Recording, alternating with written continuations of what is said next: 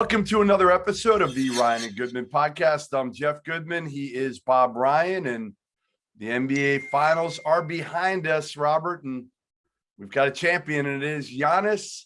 I don't even want to say his name because I always screw it up, but I'll try it.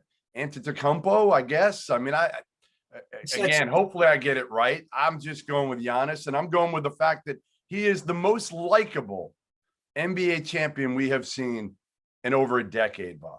Maybe ever. Well, I don't know about ever. We'll have to think. You may be right. You may be right. There's nothing not to like in my judgment here. He is he's sui generis on the court. There's never been anybody quite like him.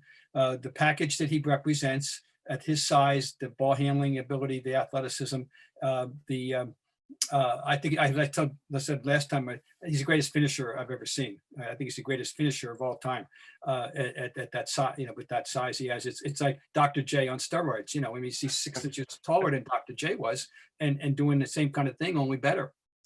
So in that regard, and he's likable. God, he's carried himself more so likable. Well. Who doesn't like him? Like, listen, Larry Bird, Boston loved him, but LA hated him. Magic, Boston hated him, LA loved him, and there were other people around the country that probably didn't like Magic. I feel like Giannis, who doesn't? It's almost like sacrilegious to not like Giannis.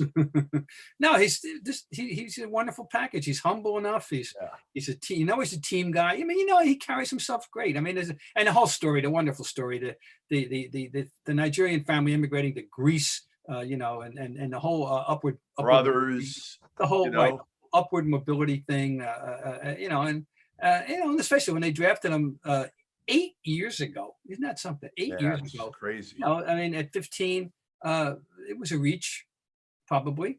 And look at what he's made himself into. So yes, and the thing is, that's just he did what is the ultimate athletic accomplishment, to play your best game in the most meaningful moment. And carry your team, and that, I mean, a 50-point game and a clinching game, which every one of it was spectacular, and it's just so yes, it's and overall, as far as the team's concerned, I have what I call justice. Justice being, as I interpret it, the team that should have won. That's all. They should have won. And in the season, it was a truncated, it was a marred season with injury. We discussed it to be outside of the playoffs. Whoever wins is going to have to listen to some whining in LA and some whining in Brooklyn, and it'll be somewhat legitimate, particularly in Brooklyn. Although they didn't play together very much, we saw a glimpse of how good they could have been. Well, they'll put it together next year. The team that should have won. That's it, and I'm happy with that. I'm content with that. I think it's so cool too that in an era in which superstars have teamed up, that Chris Middleton and Giannis stuck together. They had pieces, obviously. John Horst did a tremendous job adding, Drew Holiday and Bobby Portis and Bryn Forbes and some of these auxiliary pieces. PJ Tucker was a huge addition. Connaughton a few years ago. But I feel like that's kind of what I appreciate most about Giannis, is that he stayed and did it his way. And I heard somebody, I can't remember who, on the radio earlier this week talking about the reason why Giannis may not have teamed up. And it's true. He didn't play AU basketball, Bob. He didn't establish these relationships that these kids do at 15, 16, 17 years old, where they know each other and they're hanging out with each other. He didn't have those bonds. No, there's a lot we can, someday we'll talk about AAU basketball, but the fact is that's a very good point. Just as on the subject of AAU basketball and avoiding it and it being a positive, the greatest example of that prior to him was Tim Duncan. Tim Duncan did not have the attitude, did not have the all the bad things that can ensue. He was developed completely outside that scope. But now Duncan was likable, but like he didn't want to deal with. No, I'm just saying it's a whole different subject. Yeah. No, I know what you're saying. It's not that, he was not accessible. I'm saying he's an inaccessible personality. Right. He wasn't a beloved personality for the American public because nobody knew him. He didn't want you to know him. He didn't want, and hey, both of these guys in different ways are totally happy in their own skin. I mean, and Duncan did it his way, and this young man's doing it his way, and it's a more outgoing, joyful external way. But anyway, but you're right. The organic nature of this team was built in the old-fashioned way, without the piling on, business. Yeah, it's great, and I think we all appreciate that. Hey, can I give props to one media member? I know this isn't, what we do, but I have to do this because she's 26 years old. And as two people in the media, watching her on the podium post game, Malika Andrews, how she handled herself and everything was absolutely insane. Like, she's such a star in this business. I know we don't use this podcast for these reasons, but I was so blown away at 26 years old at how good she is and how she handled that situation, which, listen, that's a big moment to deal with. NBA Finals post game and everybody watching you, and she blew it out of the water. So that's neither here nor there. I would second that. As Smokey would say, I'll second that emotion. So that's good. Really impressive. You know who has not been impressive, Bob? Greg Popovich. In the Olympic team. Oh, I'm glad we got to that. I wondered now, before they got to Tokyo. So when we're pondering what we saw with the Nigeria game and losing Australia, and I'm thinking about 2004, when the wrong man was in the wrong place at the wrong time. Larry Brown. He was the wrong coach. Sure. He got the job, and because it was an honor and an honorific that he deserved in a sense, but it turned out to be the wrong guy in the wrong place at the wrong time. Is it not becoming increasingly, I won't say evident, but strongly possible that Pop is the absolute wrong man in the wrong place at the wrong time? 100%. 100%. And I don't know if it's kind of like he's too stubborn at this point in his career to be able to adjust, and not feeling like he had time to adjust with this roster because you didn't have a lot of time. But, number one, whoever chose the personnel on this team screwed up royally. Oh, it's Jerry. Now we go back to Jerry Colangelo. Horrible. He's the marketing director. He's the GM. I wonder if he picked them, though. I feel like he probably picked the people who picked the team, whether it was Pop or we have to start. We know that there's a number of players that couldn't play, even if they wanted to play, starting with Kawhi Leonard. And, LeBron's paid his dues. I have no problem with LeBron not wanting to play at 36. He's 36. He's done it enough. He's done enough. We have to have enough backlog exactly. that we can, and we still might. I still think we're going to win. By the way, let's just jump ahead. Yeah, I'm with you. If we don't find a way, it won't be pretty. It won't be 1992 Redux. Yep. It's going to be a struggle, but I still think we ought to win. All right. The composition of the team was questionable. The Kevin Love pick was utterly incomprehensible. Ridiculous. Utterly incomprehensible. Yeah. And now when we have to go to the reserves and we're calling on JaVale McGee at this point in his Keldon career. Johnson. Well, actually, he might turn out to be a surprise help. He's fine. But ultimately, if these are some of the guys that you've got on the team, you're in trouble right now. But I think the bigger problem I have, Bob, is just, these guys are all scorers on their team, and now they've got to learn to be something else or play it less than capacity. Like Damian Lillard. Well, if Kevin Durant's on the court and Jason Tatum's on what do we need Damian Lillard? You don't. You need somebody different. You don't need another ball stopping scorer. We've got that. You've got the best maybe in the world in Kevin Durant. So let's get some guys around him that, that's where, to me, France had a major advantage. You've got a couple guys like that.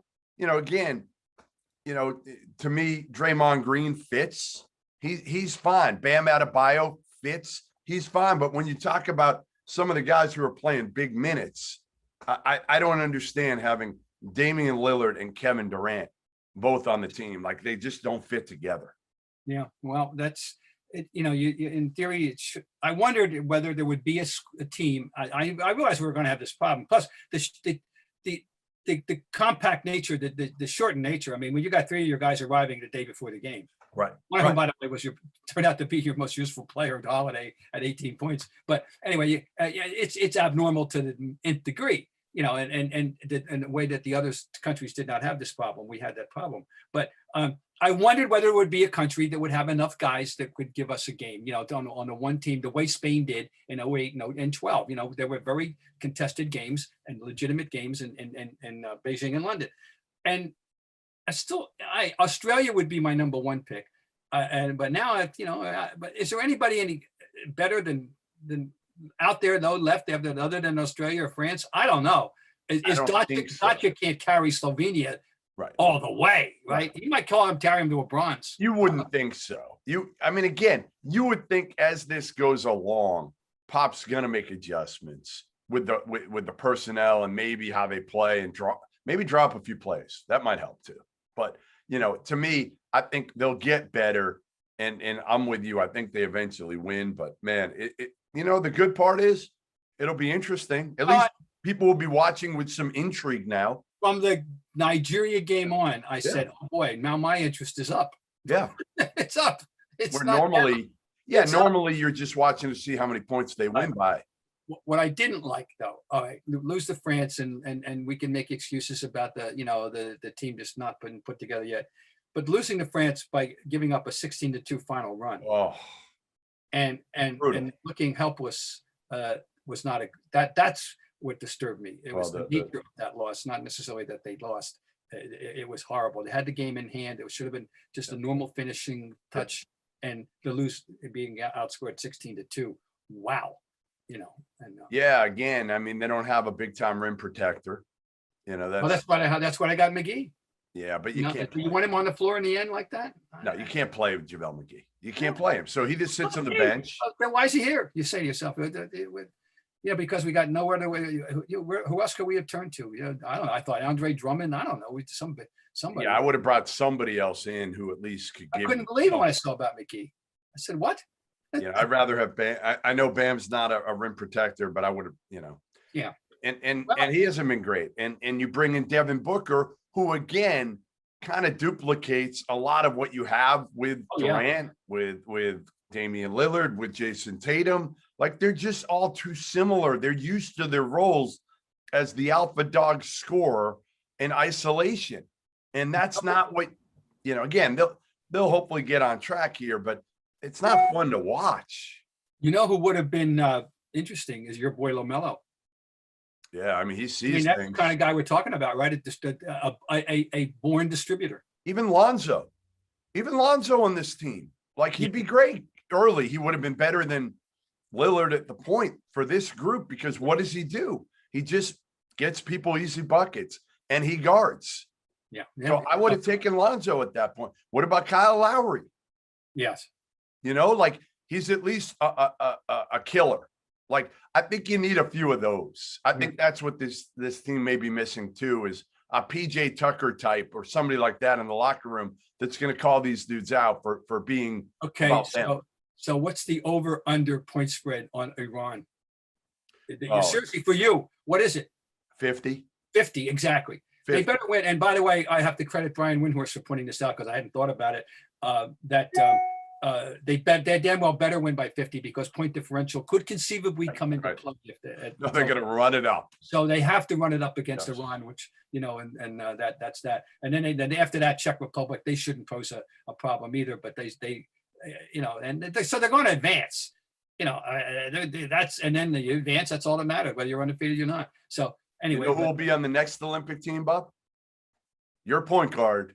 For the 2026, what is the next Olympics? 2024. Yeah, 24. No, 24. Olympics is Cade Cunningham. Cade Cunningham. Yeah, Cade Cunningham. Well, that's an easy transition, isn't it? Into Thursday night. Yeah, NBA draft Thursday night. I love the draft. I love it. I wish it got more play. It just, I feel like it gets nothing, certainly compared to the NFL draft. Well, you get a week window, and right now you get that week window when the Olympics are going on and when everybody wants to talk about Aaron Rodgers over. Well, the old days, look, it's been engulfed by forces beyond its control. When in my heyday, I was very much into the draft. I had to produce the mock drafts the way beat writers do. I did lots of homework, and it feels like that there was a more interest, but it was more order. It came at a different point in time. It was a month. It was earlier. And the finals didn't. I'm talking if we dial it back 30 years, the finals didn't run too deep into. It barely touched. And you had how many rounds? And you had, oh my God, you had 7. You had 7, 10. Of course, when I Right. started, there were 17 rounds. I mean, seriously, back in 17. oh my, they went on and on and on. Yeah, yeah. It was And like then they baseball. cut it off to 10, Yeah. and anyway, so it was. I wish it was a couple more rounds. I do. I mean, I get it. These guys aren't going to make a team. So why are you having 7 rounds? These guys have no chance of making. Well, it was an honor. You'd get invited to camp. It was an honor to say. You could tell your Mitchell that I was a 5th round pick of the Hawks back in 1977, and then there's an honor to it. I go 3 or 4 rounds. I would go 3 or 4. Used to go. They would draft local guys late, just so they could come to camp and say they went to Reds camp, and they I passed the ball to Larry Bird, I passed the ball to John Havlicek, one time, but anyway, yeah, I wish the football draft has taken on a huge life of its own, but it's, that's because ESPN has married themselves to the NFL, and, yeah, I understand all that. So, right. It's not it. And the other thing I think, unfortunately though, is I think that the changing landscape of college basketball means that people don't know the players the way there's a lesser chance. Fewer people will be conversant with the core players than 100%. It would have been true even 10 years ago, let alone 25 or 30. That's and right. The landscape has changed completely. And, you have the one and dones and the one and the two and dones and out, and people don't get to know. I mean, there's no 5th-year player on anybody's horizon that I know of in the first round this year. Is there? I'm a 4th-year player. Chris Duarte. Why is he a senior? Okay. Yeah, he was a senior at Oregon. All right, Duarte. So he Corey Kispert, Gonzaga. Okay. So there are a couple actually. All right. So now, but we're talking in the 10 to 15, 10 to 20 range, both of them. Yeah, you're not getting anybody. I mean, you're talking, freshman, G League, freshman, G League. That's probably your top 6 in some order. Right. We know it'll be a big shock if the top 4 in some order, starting with Cade Cunningham, aren't Jalen Green, Evan Mobley, and Jalen Suggs. Is that not right? That seems to be a hugely consensus top 4. Right. Yeah, I've said this for months, and I don't understand. I keep hearing people, they're like, well, it's a top 5 or a top 6. And then there's to me, it's clearly a top 4. And you talk to most NBA guys and they'll say that there's no disparity or so minimal disparity from 1 to 4 this year. Now I know Woj put out a report that Detroit's still not 100% sure they're going to take Cade Cunningham. This always happens. Every year. Because again, you got to put out smoke screens because, you want those other teams. Maybe somebody is in love with, maybe Houston loves Jalen Green enough to say, all right, we got to figure this thing out and move up or whatever. You put it out there, but Troy Weaver in Detroit, they're going to take Cade Cunningham number 1. Everything I've been told, he's the guy, and he should be the guy because he's got a lot of Luka in him. A lot. He's big. He's strong. He can see over defenders. He's a great passer. The one thing he probably isn't is the type of scorer Luka has become where, he just finds a way using angles, great footwork, but he can score. Cade just does it a little bit differently. They're both high IQ guys. The other difference that Cade has an advantage over Luka is he's a better defender. But he won't be the scorer that Luka is. He will not. You may be one of the few living and breathing Americans who have seen Jalen Green play. Yep. I'm not one of those people. Tell us about Jalen Green. 6'5", super athletic. When I saw him a couple of years ago, not a great shooter, just an okay shooter, but he shot 38% in the bubble. So a lot of NBA guys were blown away by him because he played hard, which was a big question mark. He shot it well, which was the number 2 question mark. So that alleviated their concerns. And I think a lot of NBA guys were like, all right, he averaged big numbers. He averaged 18 points and shot 37% from 3 against pros. Against pros in the bubble. So I think they felt like he's further along. than anybody thought he'd be. He knows NBA terminology. He's played against pros, and they see him potentially as a Zach LaVine, Donovan Mitchell type player who you give the ball to, and he can make a play off the bounce. He can score from all three levels. And again, he's terrific in the open court. Unbelievable. In transition, he's a monster. But the big question was how can he be in the half court? And if he can continue to develop, I think there's, again, most people feel like Houston is going to take him with the number 2 pick because, they have John Wall. They got him on the hook for $91 million over the next 2 years. So you got him at the point anyway. You could take Jalen Suggs and pair him with John Wall. But I think Jalen Green is the guy that most people feel like has the highest upside, maybe of the entire draft, including Cade Cunningham. I note that he is a winner, at least in terms of fact, he's played on 3 separate USA teams under 17, 18, under 16, 17, and 19. He's won a championship team. So he's got a little winning pedigree there. What are you personally conversant, or can you tell us about any of the primary internationals, starting with Jonathan Kuminga? Yeah, Kuminga's the one I know. And he's not as much of an international because he played AAU ball. He grew up a lot over here. He's from the Congo. He's from Congo, but he's got an American background. Correct. So I saw him play a bunch in AAU basketball, Bob. Okay. And I didn't love him. I got to say, he over dribbled. He played a typical AAU basketball game. So not to his fault, but he's 6'8", he's 220. He's big, he's strong, he's athletic. He's capable of guarding multiple positions. And I think that'll be his biggest advantage early in the NBA. But, he struggled in the bubble. He's not a good shooter, shot 25% from 3. So I could see him as like a Jeff Green type down the road. I don't know if he's got star written on him. I wouldn't take him personally. I'm not even sure I'd take him in the top 10. What do you hear about the Turk, Alperen Sengun? Sengun is a guy that, again, I think, again, he's a big-time rebounder. He's kind of a below-the-rim guy. Yeah. Put up really good numbers overseas, 19 and 9. I'm sorry, 19 and 9. Big-time rebounder, but, you got to find the right place for him. He's not a guy that you could throw in everywhere because he's kind of a throwback. He's not your new age, the kid from Spain, Garuba, is more of like a new age guy, right? I mean, he's athletic, he's more defensive minded. He's high energy, where Sengun is more of kind of like the old school, traditional big man. The scouting report I got on him says a low post game definitely is there, but he could pick and pop a little bit. But he's a good passer. And I just don't know if he fits the new NBA as much. So I could see him going somewhere in that 15 to 20 range, where he might have went, like Okafor did 5 years ago. Like put Okafor in this draft, and instead of going to Philly at number 2, he probably goes somewhere in that 15 to 20 range in this draft. Do you personally have a guy you like? I mean, you love a guy. Who's your guy you're rooting for? I mean, I'm rooting for Luka Garza. No. Oh. I'm rooting for him to get drafted and get guaranteed money because he was so damn good in college.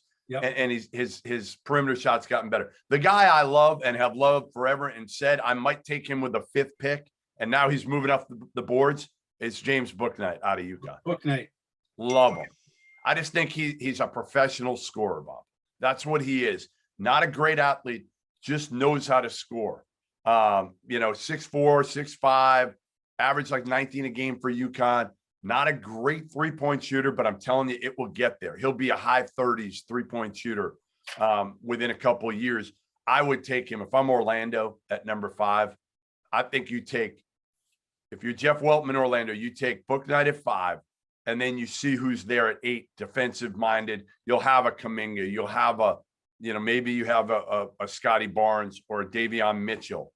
And then there's enough guys that can defend. Like Davion Mitchell's an elite level defender at the point guard spot who shot 45% from three last year at Baylor. And oh, by the way, was probably the biggest piece for them winning a national title. Yeah. So he's starting to fall on people's boards, but I don't understand why. Because I think Davion Mitchell's a guy, if he can shoot it in the 40s, he can run a team, showed that last year, and is an elite level, like a Marcus Smart level defender.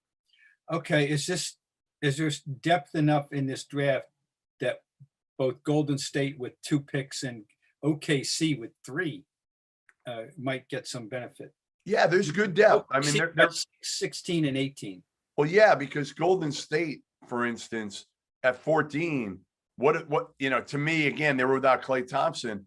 They could get Corey Kispert probably at 14 and put him in there, and he can give you a little bit of what Klay did.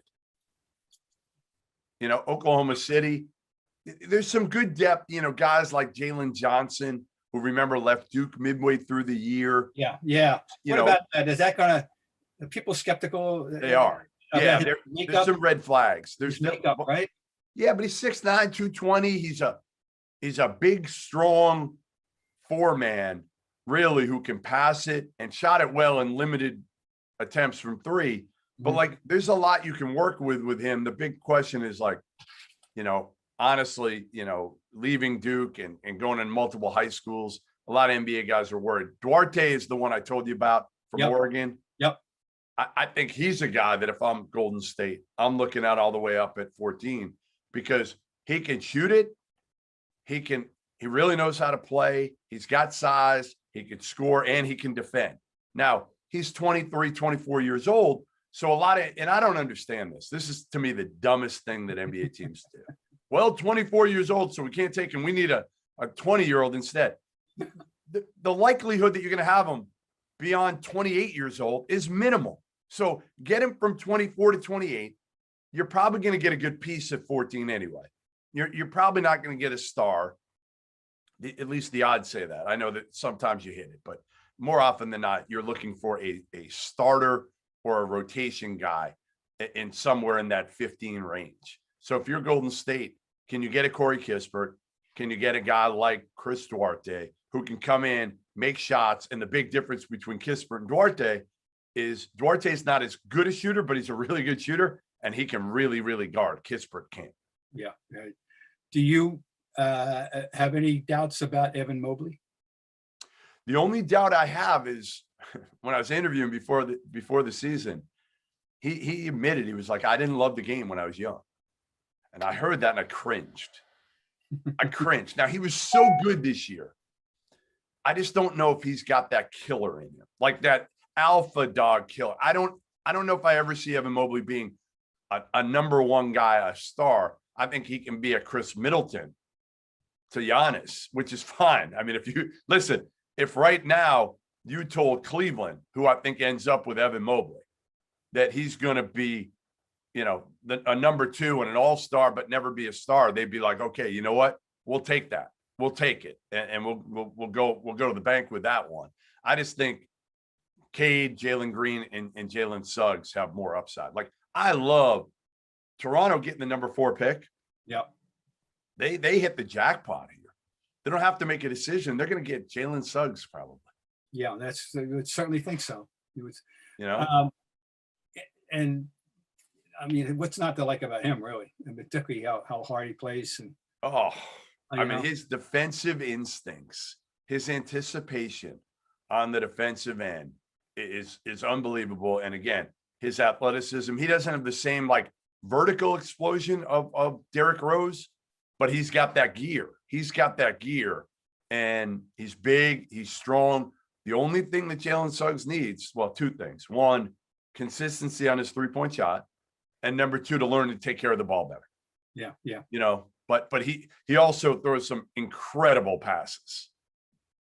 So I love the top 4. I think the top 4 of this draft is as good as we've seen in years. And I think there's good depth. Like, it's not overwhelming.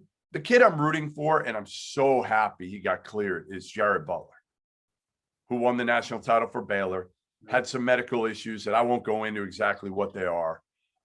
But he and his people weren't sure. Like, Mhm. like there was some thought, and these medical issues have been out there for the last couple of years. And because he originally enrolled at Alabama, Bob. Enrolled at Alabama, was at Alabama for 2 months, and then wasn't admitted to Alabama because of this medical issue. Baylor was able to take him and play him. No issues throughout his career. But there was some thought that the NBA wouldn't clear him. Well, they finally cleared him about a week ago. And if they don't clear him, he's not a first-round pick. And if they don't clear him, who really takes him? Because if you don't know if he can play, he might end up overseas. So now he's cleared to play, which is awesome. And I'm telling you, Jared Butler, you will not find a better human being than Jared Butler. You will not find. I root for Jared Butler every step of the way. He's that good of a guy and turned into that good of a player. Won a national title at Baylor and just did everything. He could score. He's not a great athlete. Good defender, like definitely one of the better defenders. Not as good as his teammate Davion Mitchell, but a really good defender and a guy who could play both spots in the backcourt. He could play the one, he could play the two. He can really score it. He could shoot it, get to the basket. So I love Jared Butler. If you can get him in like 20, I love that.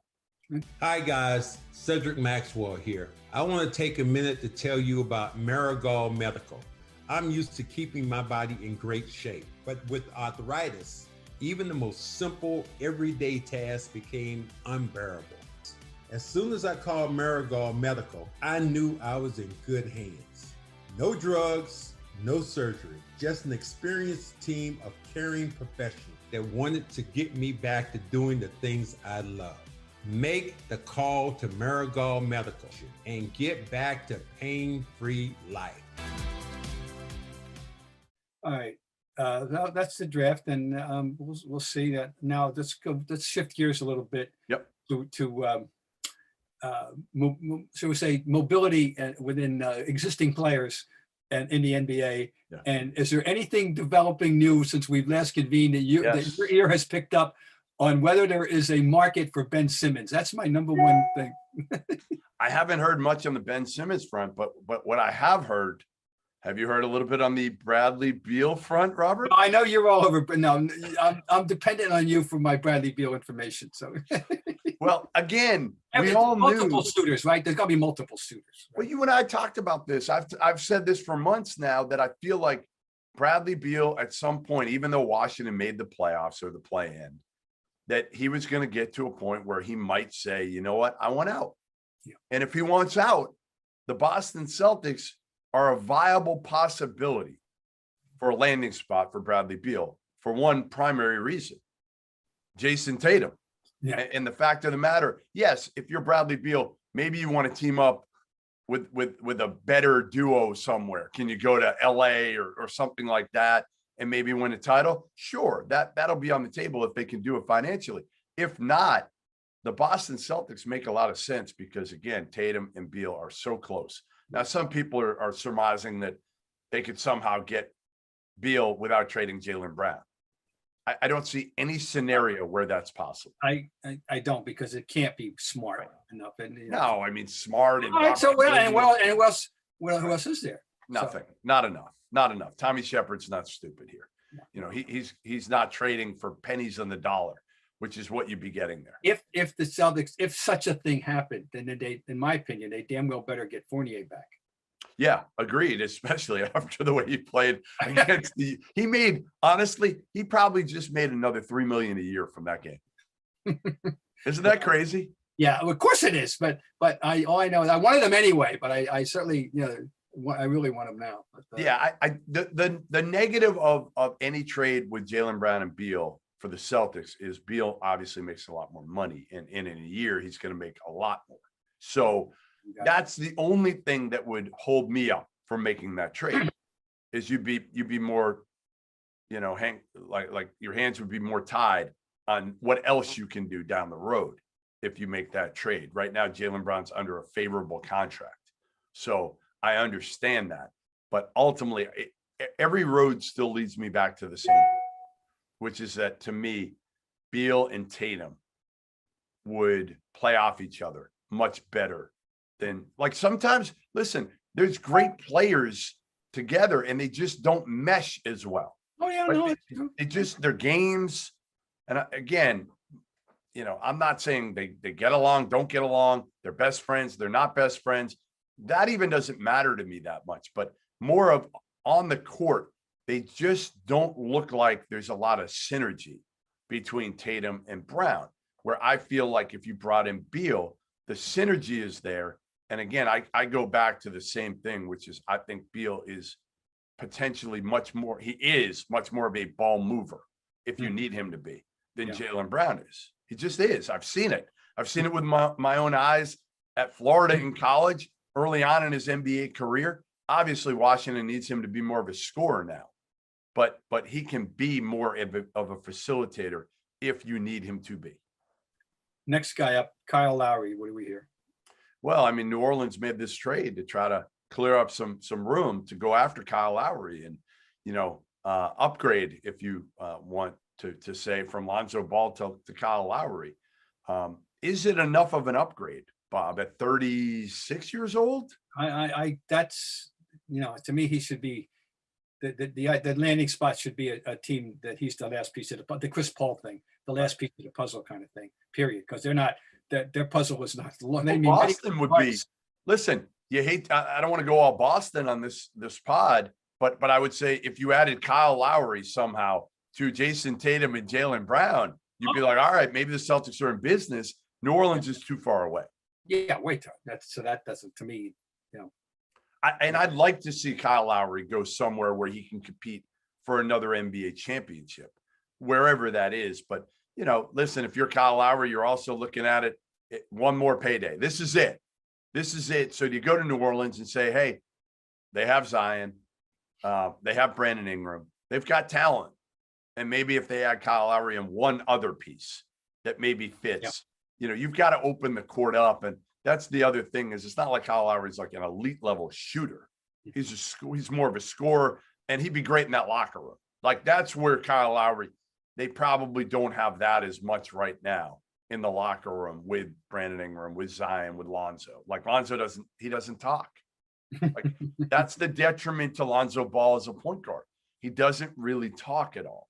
So I don't even know if he'd fit in Boston because you've already got two stars that haven't possessed great, leadership skills yet, not to their own fault. They're young and they haven't learned from anybody. So, yeah, I think Kyle Lowry is going to be fascinating. I think Ben Simmons has been quiet right now, but should heat up. You can usually expect at least one big trade, among a star type player on draft night. Like that's what I always felt like when I did the draft and was reporting on site. I always kind of knew there was going to be one big one. And there were tons of rumors that day. I remain completely fascinated by what's going to happen, if anything, with Ben Simmons, because I just want to see what the rest of the world thinks of him. I don't know. I have no idea if there's any unanimity of opinion, or there's an outlier that says, I want him, boy. We'll fix him up, but we'll get to him. And I don't know. Would you do this? I know we've talked about trading Jalen for Ben Simmons, and Philly wouldn't do this, but would you do this? Would you mortgage everything else? Would you mortgage Marcus Smart, Robert Williams, first round picks, everything they want, Aaron Nesmith, everything Philly would possibly want from the chest other than Jalen Brown and Jason Tatum for Ben Simmons? I don't want him. And you've said that. You don't even want him in your roster.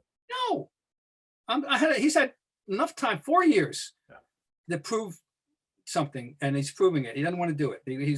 We'll see. I mean, I don't want him. I just don't want him. No, I wouldn't do all that. Let somebody else be the risk taker, and it is a risk.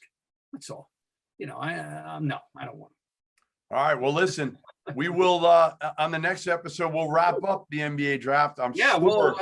We'll know a lot more, and there will be movement. You're right. There'll be a trade. There'll be a movement. It'll be a different NBA landscape to some degree when we next convene. There is no question. No doubt. So make sure you again listen to us wherever you listen to your pods. Watch us on social media, on Twitter and YouTube, and we will be back next week to wrap up the NBA draft and all the other personnel movement within the NBA.